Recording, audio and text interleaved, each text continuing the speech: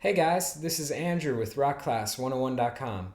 Today we're going to be learning The Chicken, which is probably Jaco's most famous tune.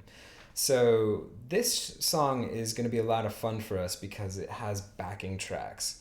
So basically there's going to be 2 tracks that you guys can play along with, and you can get the tracks at rockclass101.com. The first track is going to be basically filling in the rhythm, ukulele, and then the second track is going to be filling in the lead playing and the melody. So in this lesson, what we're going to be doing is basically everything for track 1, which is going to be the rhythm ukulele. And then if you guys want to learn the rest of this arrangement, in part 2 of the lesson, we're going to be learning the melody and the solo that you play on top of it. You guys can also go to rockclass101.com to get the tabs to print out, and there's also a on-screen tab viewer. So you basically can hit play and watch the tab scroll across in real time with the YouTube video performance that you just watched. You can slow it down to whatever speed you want. You can highlight bars to loop them. It's a great asset for learning to play this, especially the lead section, because the lead section has quite a few tricky licks in it. So it's really cool to be able to slow it down and loop it and work it up to speed. So if you guys want to get the backing tracks for this lesson, want to get the tabs and access to that on-screen tab viewer, all of that is at rockclass101.com. So let's go ahead and kick into this lesson for part 1. And remember, part 1 is going to be learning the rhythm for the song.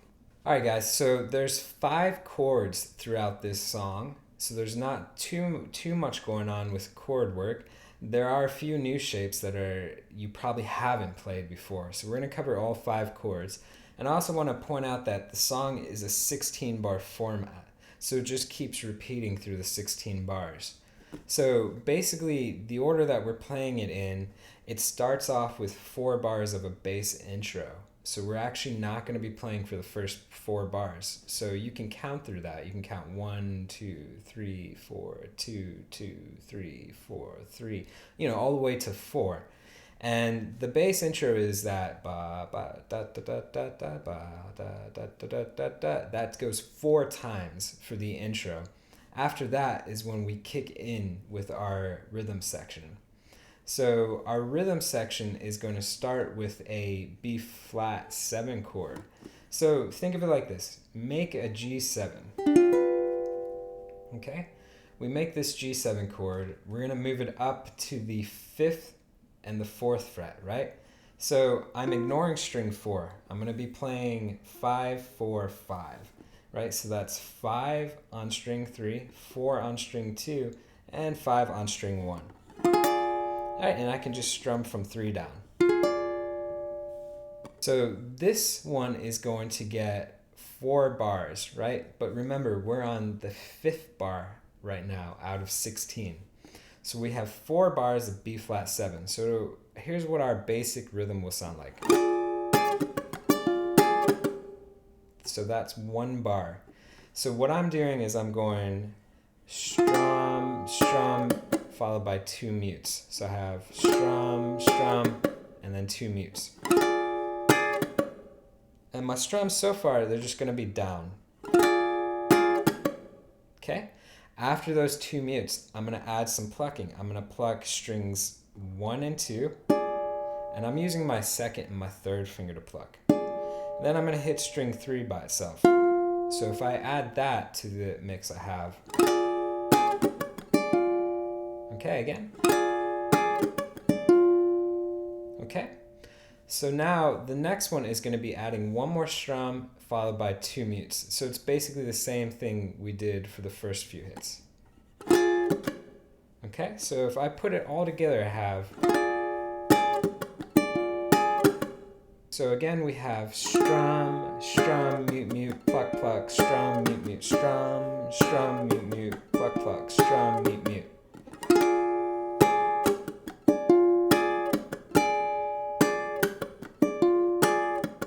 Right, slower.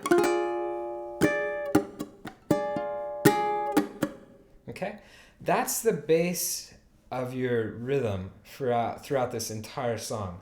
So think of it as a starting point for what you're going to be playing. You could, if you wanted to, play that rhythm throughout everything.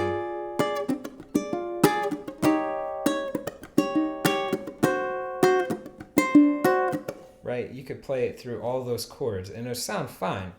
But eventually you want to kind of jazz it up a little bit. So let me go ahead and just play those 4 bars. I'm going to play it straight, just like we learned. And then the second time, I'm going to play those same 4 bars, but just switch it up a little bit. So here it is straight.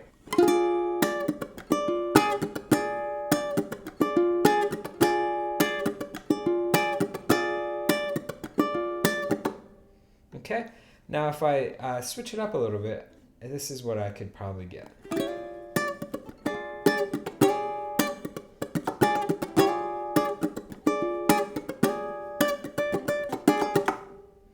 Right, so you can hear the difference. It's just that, not every single time you play it the same way. And it's not like you have to do anything complicated. You can just kind of jazz up the rhythm a little bit. Like I started out with like a slide into that chord. You can already hear if I add one little slide, right, it already adds a lot to it. Now the other thing I was doing too is that I have some hits that are happening on the ukulele's neck too.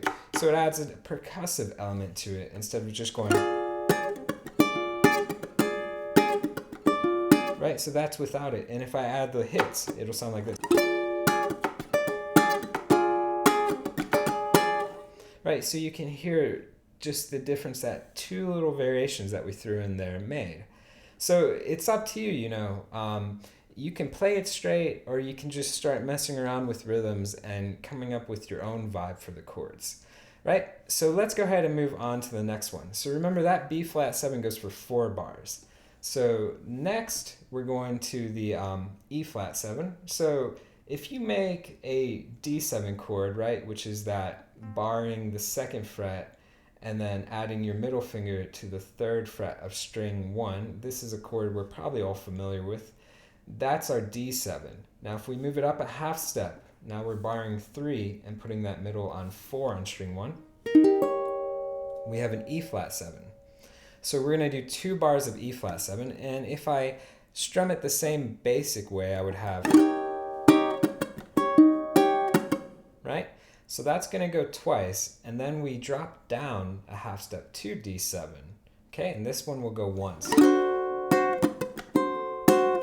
Okay, so now we have 4 bars of B flat 7, followed by 2 bars of E flat 7, followed by 1 bar of D7. So this sounds like what I'm about to play slowly. 2, 3,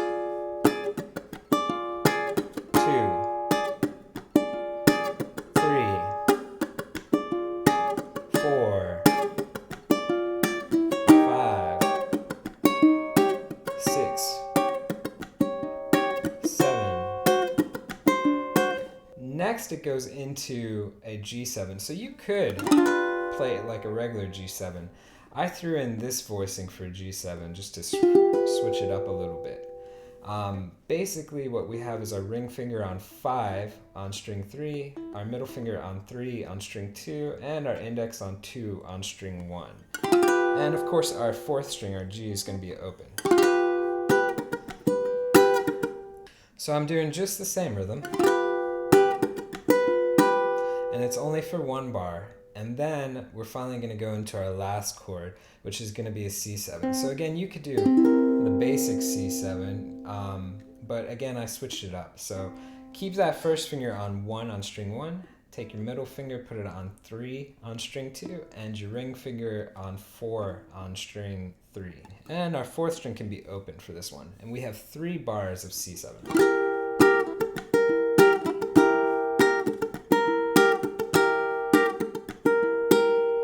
Okay, so that's basically what your progression is going to be for the rhythm of strumming, right? Keep in mind the first 4 bars, we didn't play anything for the intro, all right?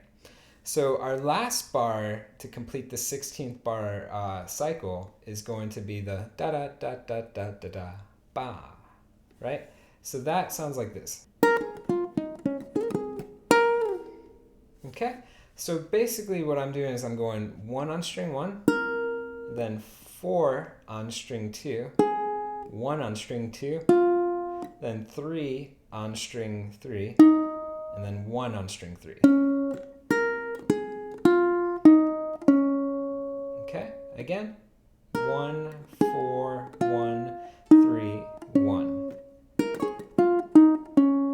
Okay, then I'm doing a quick slide 4 to 6 on string 2, back to 4, and then finally I'm going to hit 6 on string 2 and slide down.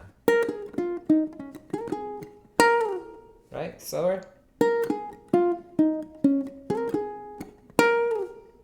And most of those notes have a little staccato, right? Ba da da da da da da ba.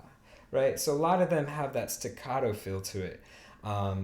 Which is just how the feel of the song is, right? So keep that in mind too while you're playing that section. So that gives us the 16 bars, guys. Now, every time that you repeat the form after that, because after that, the form's going to happen all again, and it's going to go into the uke solo, and then it's going to repeat the 16 bars into the bass solo, and then it's going to repeat the 16 bars into the melody. All right, so what we just played over was the first 16 bars, which was the melody, right? So guys, again, it goes the melody, followed by uke solo, followed by bass solo, followed by melody again, right? So it cycles through the song 4 times, right? The only difference is that the first time is just a bass intro. Every time after, you're gonna do what I labeled on the tab as the vamp. So the vamp is,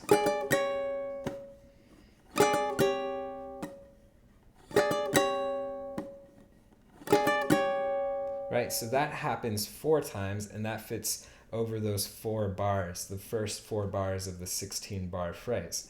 So the vamp is every time except the first time, okay? So here's how I'm going to demonstrate this, and then we're going to learn the vamp in a second. I'm going to play over everything that we just did for the chords, and then I'm going to go into the vamp, and then I'll stop with the next chord section, right? So here we have the bass intro for the beginning of the song. So we have 1, 2, 3, 4, 2, 2, 3, 4, 3, 2, 3, 4, 4, 2, ready, go.